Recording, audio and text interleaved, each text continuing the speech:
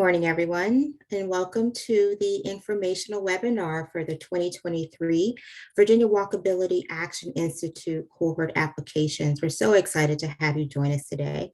I'm Millicent Miller, and I'll be serving as the facilitator today. Also joining me on the call, I have Charles C. Brown, founder and CEO of Equitable Cities, as well as Carmen Kuhn, senior planner with Equitable Cities as well. And we make up the VWAI leadership team. And so these lovely faces you see on your screen are those that will be assisting you if you are accepted into the Institute. And so between the three of us, as well as our faculty, we have a wealth of knowledge and information to share with you as a part of the VWAI. This session is being recorded, and so we just have a couple of housekeeping.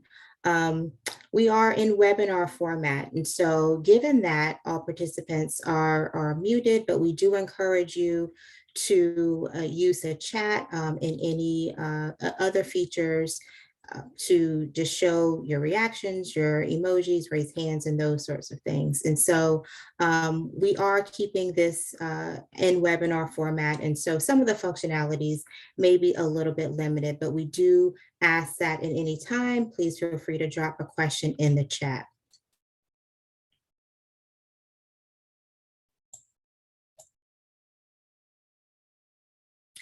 During our session today, we'll be covering quite a few things. First and foremost, we want to make sure that you are prepared to submit your application and are here to answer any questions that you may have. In order to do so, we want to ensure that we're providing you with an adequate background and purpose and goal of the Virginia Walkability Action Institute, as well as those components of those who have participated in the past and will participate in the future. We'll also go over the eligibility criteria, the application process, which also includes the scoring criteria, and then we'll get into Q&A.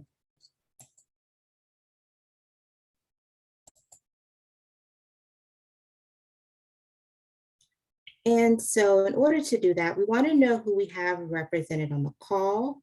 So feel free to use the chat function and drop in the area of the state that you're representing today.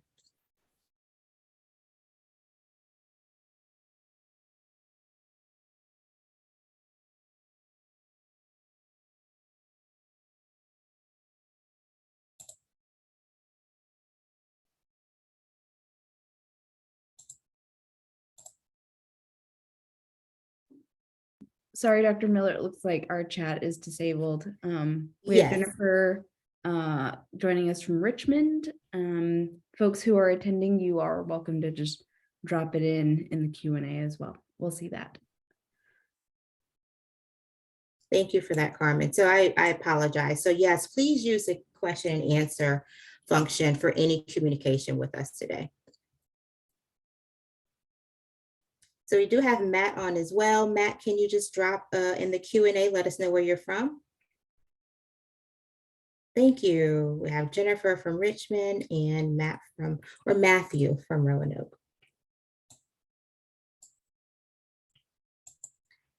And then another question, given that the VWAI is looking to bring together professionals and students from multiple sectors, we want to know what sector you're representing. So it may be that you're public health, a planner, an engineer, recreation, conservation, you may be a student. Let us know what sector you're representing. Jennifer is from state government. She's an environmental planner.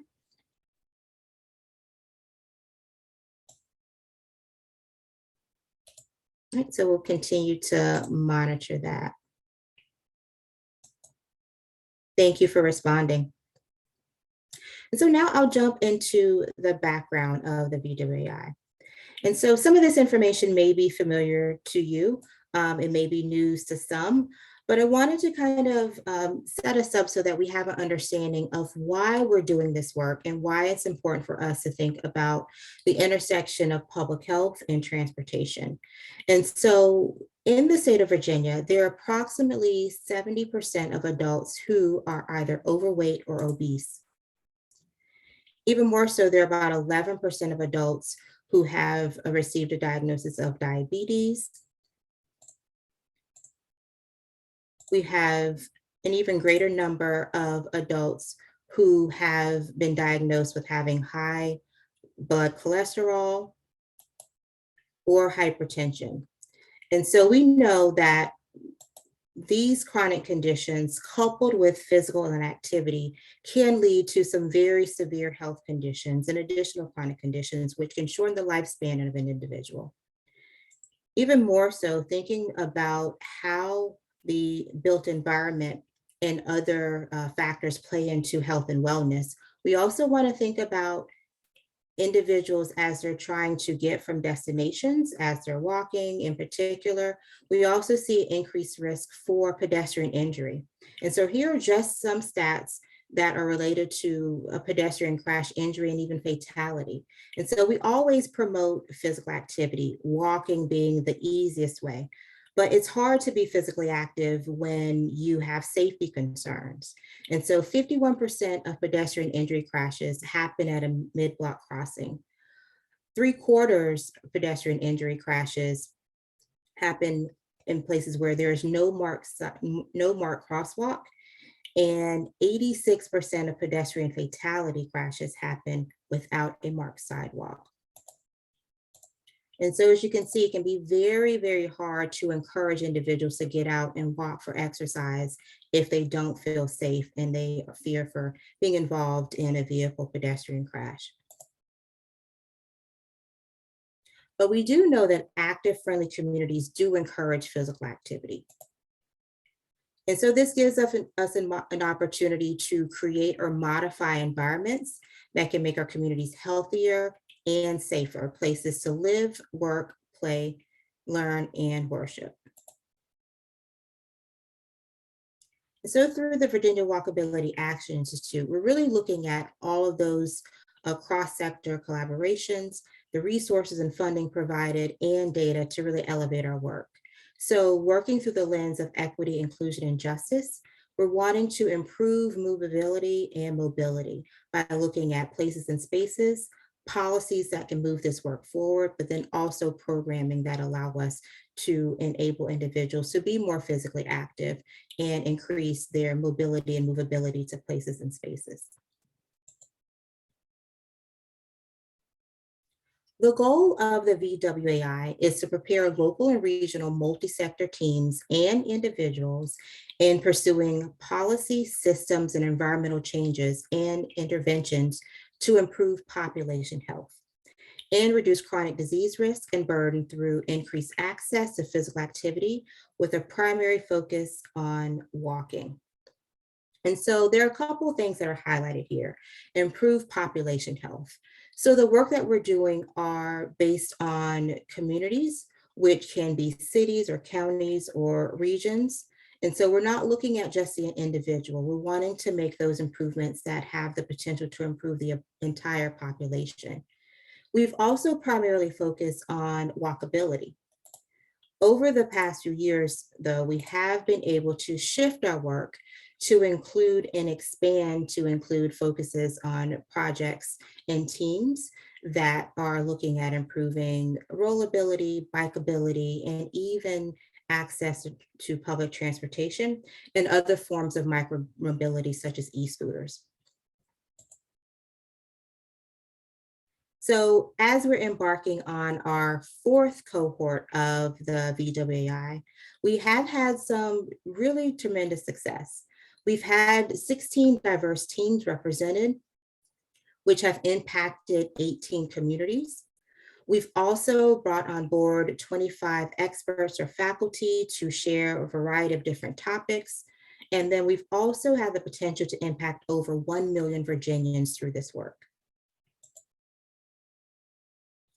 The teams that have participated here are listed on your screen, and you can see a variety of different cities, counties, and areas. And so it does range across the state.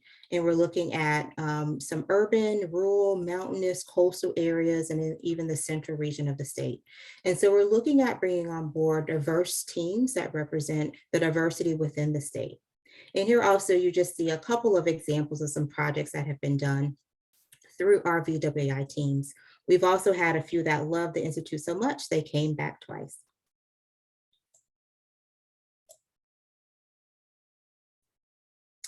And so let's delve a little bit deeper into what the VWAI cohort members participate in and what you have to look forward to as a participant.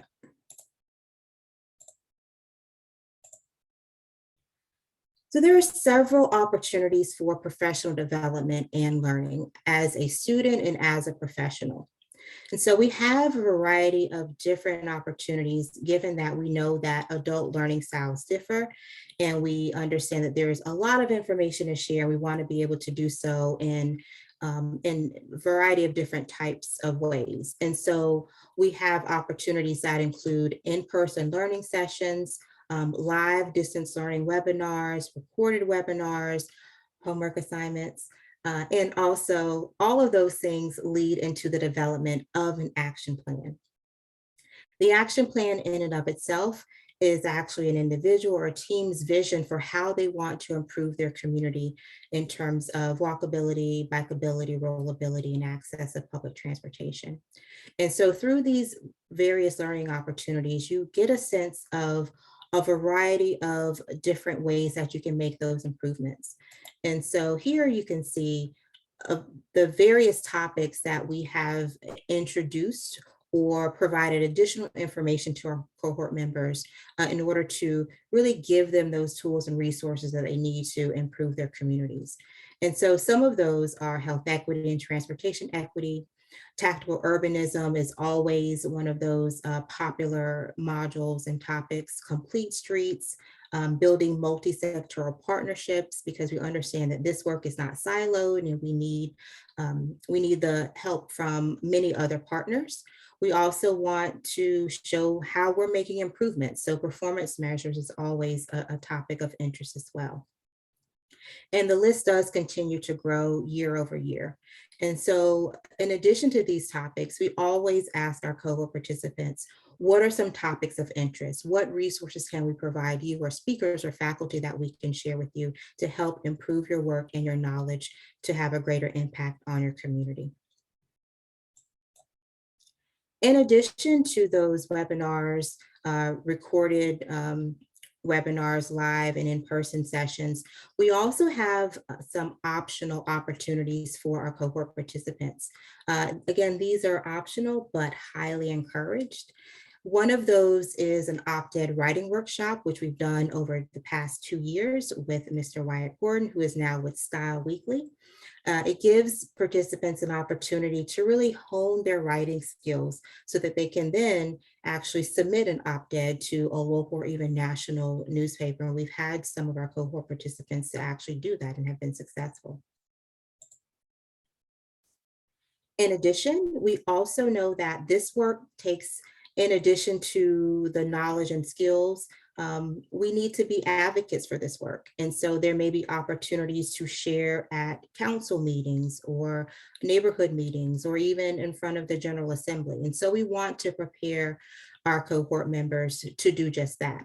And so we have developed a Speakers Bureau series that is led by Ms. Kim Haas, who is featured on a PBS TV show, Afro-Latino Travels with Kim Haas.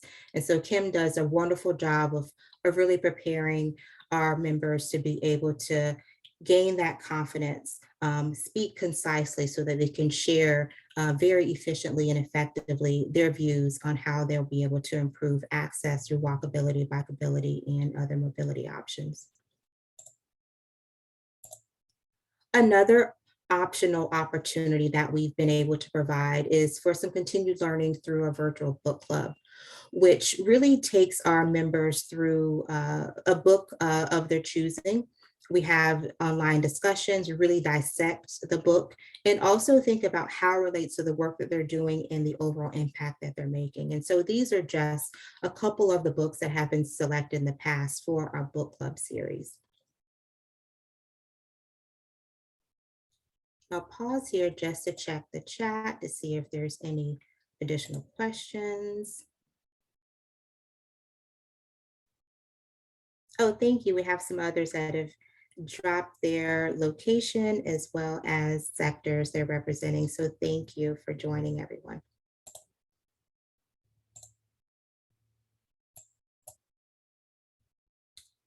Additionally, we want to ensure that we're providing as much resources and tools that our members need in order to be successful.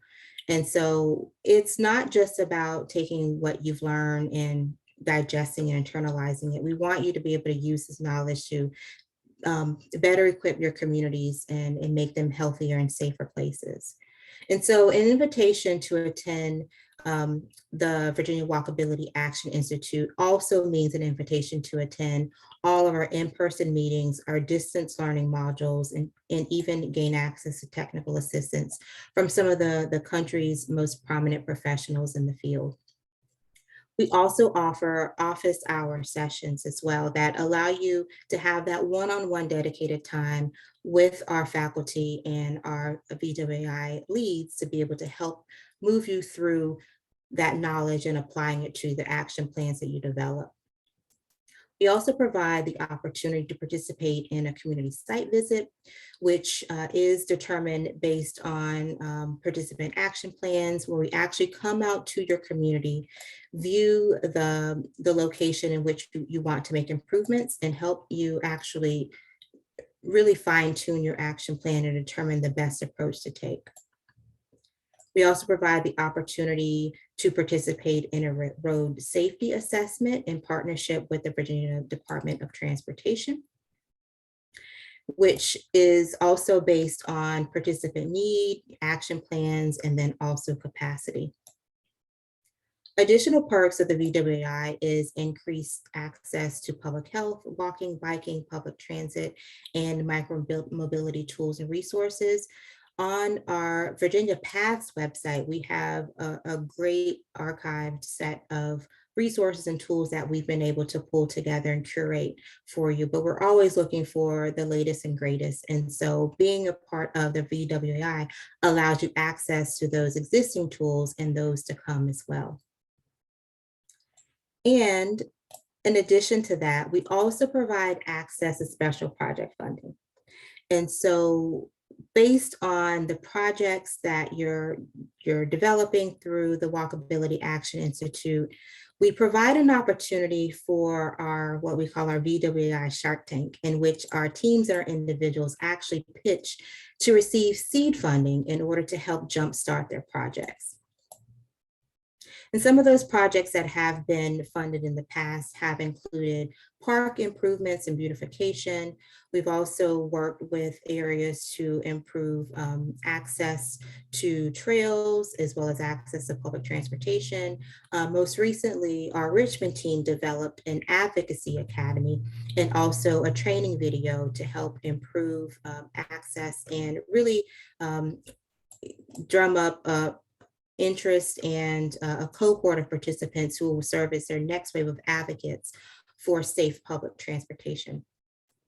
We've also done street mural projects, as well as some of our projects have actually been picked up by localities and been funded in its entirety. So with the action plan, it really helps to not only think about short-term goals, but long-term goals as they have been able to be successful in being implemented at higher levels within the communities as well. And so we'll be able to share more about the special project funding and how much will be offered for those who are participating in the Institute. So who's eligible? And so you may have read through the application itself and the supporting documentation, but we want to ensure that you have a clear understanding of who we're looking to participate in the VWAI. And so we're looking for adults 18 years of age and older. We also want individuals to reside and be employed or student in Virginia. This program is Virginia centric, and so we want to ensure that those who are being a part of the VWAI live and work here as they can have the greatest impact within the state. We also want individuals that have diverse representation across a variety of different fields. which include transportation, engineering, planning, policy, public health, and any of those intersecting fields as well. So it's not limited to those seen on the screen, but just to give you an idea of who's participated in the past. We also ask that members who are, or participants who are applying, commit to an entire duration of the program, which is about a year. We also ask that you have some level of support from leadership. We found over time that when you have a supervisor support or your director support, if you're working with a nonprofit organization, if you have that buy-in at the leadership level, it helps to move things along, especially if you're looking to implement some micro scale projects that would require permits, additional funding. And so it's great to have leadership on board at the forefront so that you can kind of, in some instances, be able to jump over some of those hurdles or red tape that you may run into. We also want a racial, ethnically and diverse, gender and age diverse cohort as well. And so we're encouraging participants from all races, ethnicities, gender, and ages to participate, as it does contribute to the richness of our discussion and sharing amongst participants.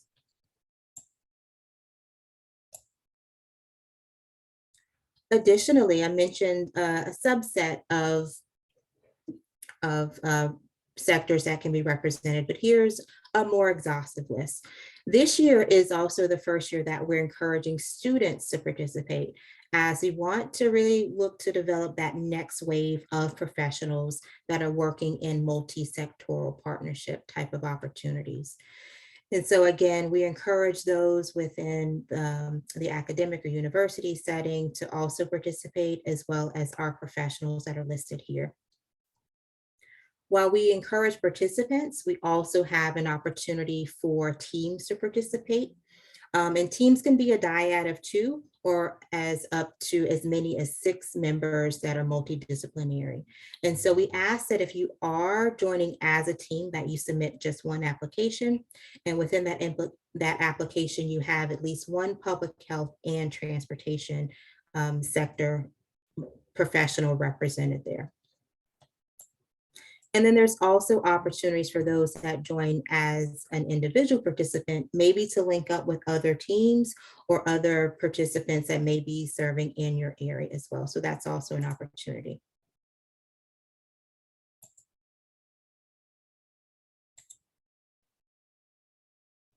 Pausing here to see if there's any questions.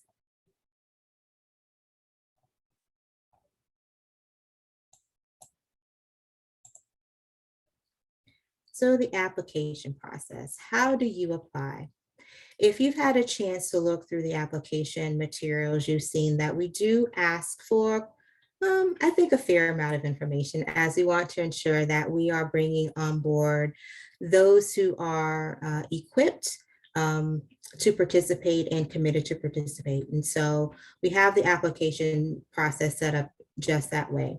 We want to get some general information. So your level of leadership, past experience working in this sector. Have you had plans or policies already put into place? In terms of the individuals or teams, we want to know your background. What sector do you represent? Again, getting back to that diversity, we want to know some demographic information as well. Given that through the VWAI, you'll be working to develop an action plan that will be focused on a specific community, we want to know the community information. Where is it located? What challenges are you seeing as relates to movability and mobility? What are the opportunities that you see? And how can this project and participation in the VWAI help to move you along and mitigate some of those challenges that you're seeing? And so we want to know not only where you're located geographically, but have you actually identified a particular intersection or location, a park that you want to improve? And then from those improvements, what are your desired outcomes? What improvements do you want to be seeing? Do you want safety issues be mitigated? Do you want increased access to those locations? And so those are some of the questions that you'll be able to share more about within your application.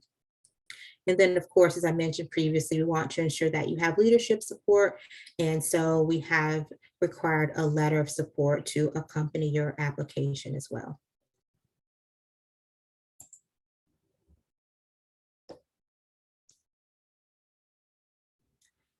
Through the application process, we also have some scoring criteria that we want you to keep in mind as you're completing all of the sections within the community background components of the application. And so we want you to provide a description of the community. And so we'll be actually assigning point values to determine which applicants will be accepted. So for example, we want to be able to have a very thorough understanding of your community that you're wanting to, that you're representing. And so the description of the community, the opportunities and challenges related to building healthier and safer environments for walking, biking, public transportation, and micro mobility is one of the scoring elements, as well as your description of the history of addressing these issues, these community issues, either through individual efforts of your own, partnerships, multi-sector partnership collaborations as well. So have there been coalitions developed? Are there existing plans and policies in place? Are there policies and plans that are in the works? We want you to be able to share that level of detail in terms of what's been done historically to address those issues. And thirdly, the description of how the VWAI will advance those existing policies or planning any documents that may have been created as well. And lastly, description of how you're addressing or plan to address an historical injustice at the neighborhood, community, city, or county level through increased access to physical activity and mobility and movability.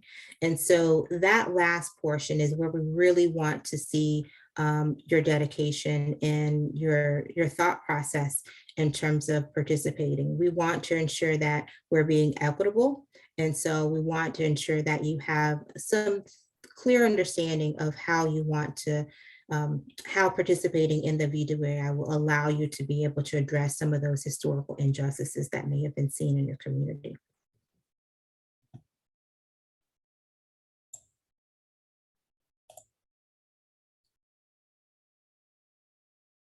And then lastly, just want to keep everyone or keep in the forefront of your mind that the deadline, hard deadline, is Friday, October 28th at 11:59 p.m. I will also share that if you have questions about the application, the process, what it means to be a participant in the VWI, we're always open to those questions either now or you can always feel free to contact me. So with that, I will pause and take any additional questions that have maybe cropped up in the Q&A. So if you haven't already, please feel free to drop your question in the question and answer box, and we'll be happy to take those.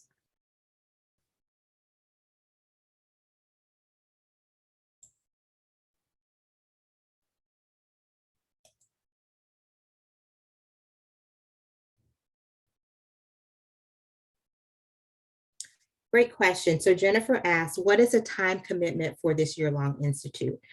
And so we are actually, based on some feedback we've received, in the past, we have had monthly or actually 2 webinars a month with our cohort participants, which was a great way to share a lot of information, but was time consuming as we're professionals and students, and we have many competing priorities. This year, we've listened to our members and we're actually scaling that back. We'll be providing access to a curated library of content for review, having some assignments, which will more so be responses to prompts and questions to get you thinking, and then also preparing you to create and finalize your action plan. And so within those, the recorded sessions are about an hour. The responses shouldn't take, 15, 20 minutes. And then we'll also have quarterly live webinars on some very popular topics, which typically last an hour. And then we also have an in-person kickoff session, which has been about a full day. And then we have a closing in-person session, which is about half a day. And if you are joining as a team, I will say additional time commitments would also include any time that you're getting together to have discussions with your team about the content, but certainly about the action plan that you're developing. And so that time commitment is at the discretion of the team member.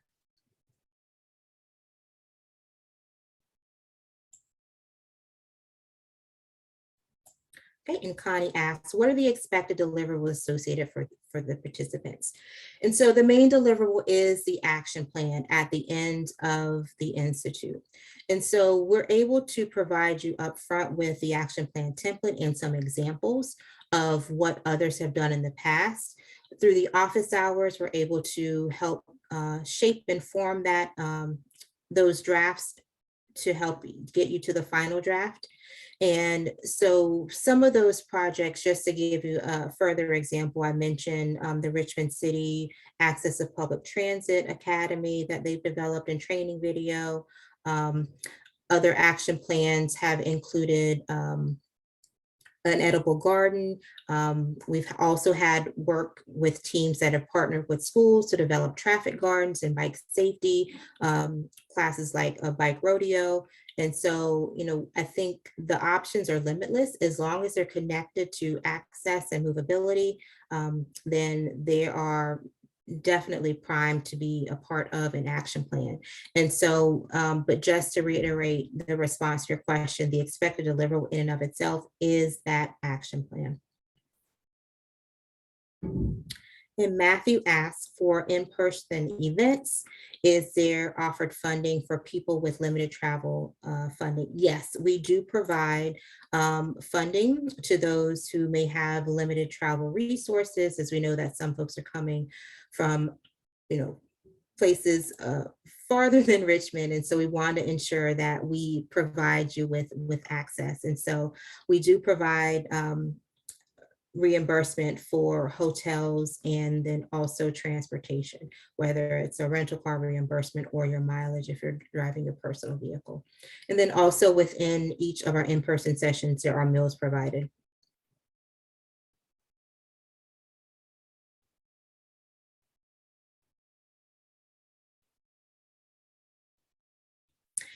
Great question. Jennifer asked, the in-person and the kickoff, the in-person kickoff and closing sessions, do they take place in Richmond?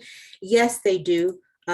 We found one that we're having many state partners participate, then also ease of access for our faculty. And then also we've had many participants that can relatively easily get to Richmond. And so we have in the past and will currently, at least this year, host those sessions in Richmond as well.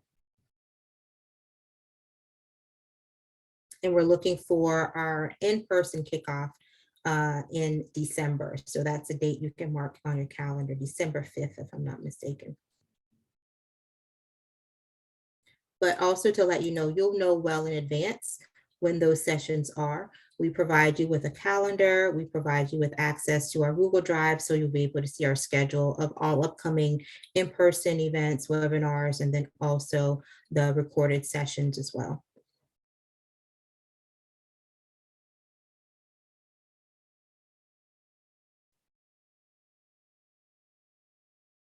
And Connie's question, that was my next question. Then can this be a partnership with the school? Bike paths on and around campuses are of interest, and I was wondering if this is an option. Absolutely. We actually, and I'm not sure if you're speaking of primary, secondary, or even university, but we have had projects at all levels in partnering with schools. And so that is something that would definitely be of interest for us. And then also our partner network of professionals who will be providing some technical assistance as well as webinars. And we have recorded webinars on that level of content too. So that sounds like it will be a great project.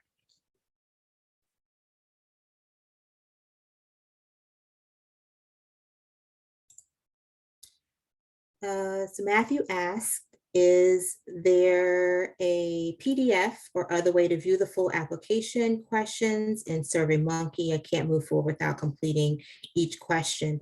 I know that in the past there should be a link that provides you with all the questions in a PDF document so that you can see those questions beforehand. We understand that it's challenging given the limitations of SurveyMonkey having to complete it in one sitting. So that PDF is available for you.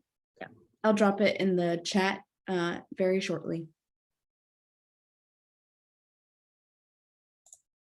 The one thing I did want to say, thinking about Jennifer's question in terms of taking place in Richmond, I'll say in the past, it has been more beneficial to have it in Richmond, but I think we're open to shifting, given that we have some areas of the state that are represented that haven't participated in the past. So it does give us an opportunity to maybe travel for one or both of those sessions. So we do have a date in mind. So as we finalize the selection of participants, we'll share more about where that session will be held. But right now it is tentatively scheduled for Richmond.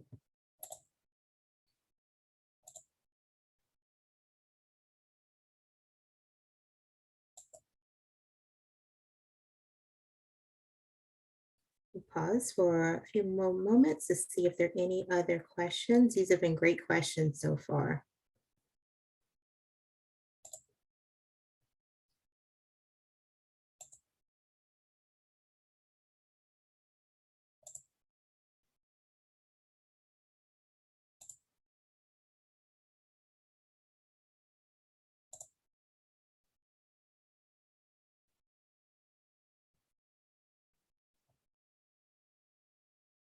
Check the chat one more time, just to make sure we've captured all of the questions.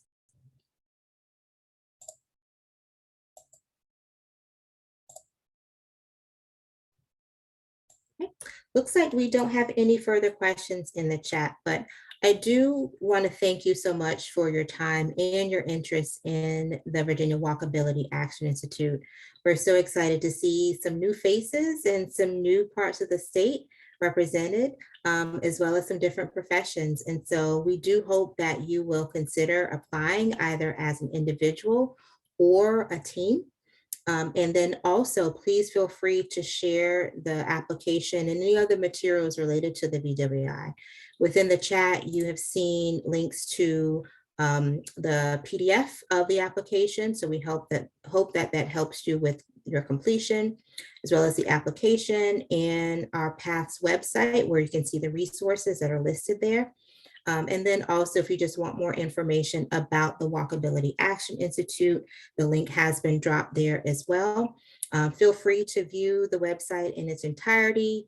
There is a video that also talks about the creation of the VWAI, as well as additional content and opportunities that we've been able to provide over the past few years. So with that, again, I thank you for your time. If you have any additional questions, please don't hesitate to reach out. We're here to help you with your application process, but then also just continue to facilitate any connections we can make, as well as foster your interest in this multi-sectoral partnership.